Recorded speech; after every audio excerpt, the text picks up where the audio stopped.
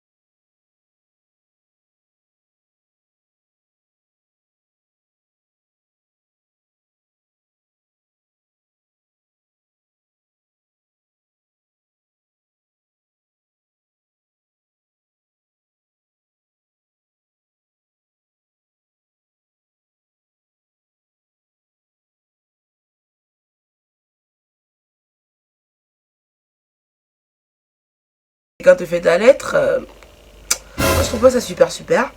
Après, c'est vous qui voyez.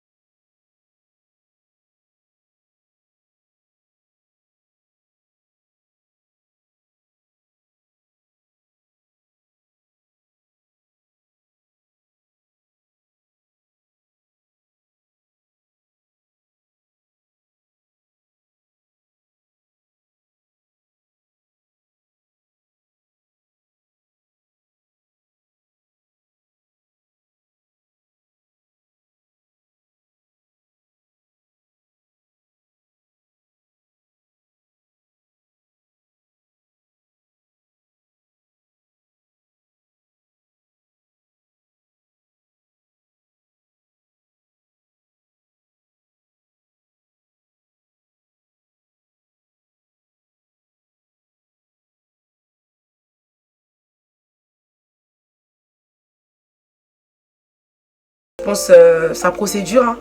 Voilà. Et moi, du coup, après l'entretien, j'ai payé la somme de 40 000, je pense, ou 50 000, je sais plus trop. Euh, voilà. Et du coup, tout est parti aux universités. Par rapport aux universités, le conseil que moi je donne, c'est de choisir des universités dans des villes où vous avez de la famille en priorité. C'est-à-dire, moi, je prends l'université de Paris en premier parce que j'ai quelqu'un à Paris qui pourra peut-être être mon garant ou qui pourra m'héberger, ou sinon qui pourra me faire ne pas me sentir super seul ou super délaissé dans une ville que je connais pas. Parce qu'il faut savoir qu'on va dans un pays qu'on connaît pas aussi, vous voyez. Donc moi, c'est ce que j'ai fait par ordre de mérite. C'est-à-dire, quand je dis mérite, c'est-à-dire je connais des gens dans ces villes. Parce que c'est... Faut dire que c'est pas super évident de connaître personne dans une ville, de s'amener là, non, non. C'est pas top top. Voilà. Après ça, si vous connaissez personne, si vous avez des amis, sait-on jamais. Ou sinon, si vous connaissez personne, pas d'amis, c'est pas grave, hein. C'est l'aventure, non? On vient pour étudier. On va s'habituer.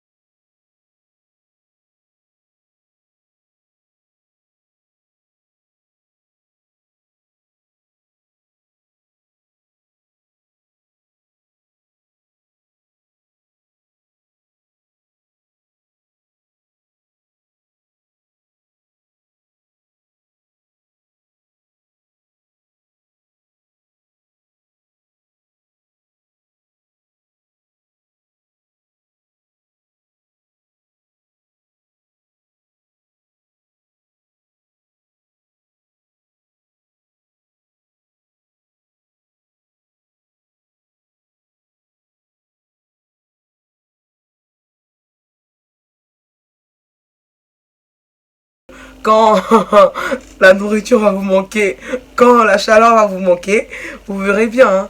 Donc,